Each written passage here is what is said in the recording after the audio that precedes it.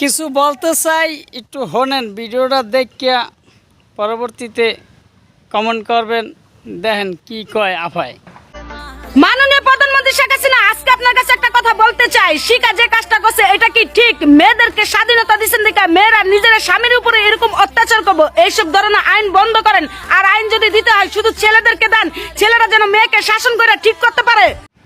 আফায় যে এত সুন্দর সুন্দর ডায়লগগুলো কইলে নারীকেও এত ক্ষমতা দেশ, সাকিবের কি দোষ নাই? যাই হোক, এই যে প্রধানমন্ত্রীর কাছে যে বলতে আছে, এই সেরি কি নিজে কি করছে?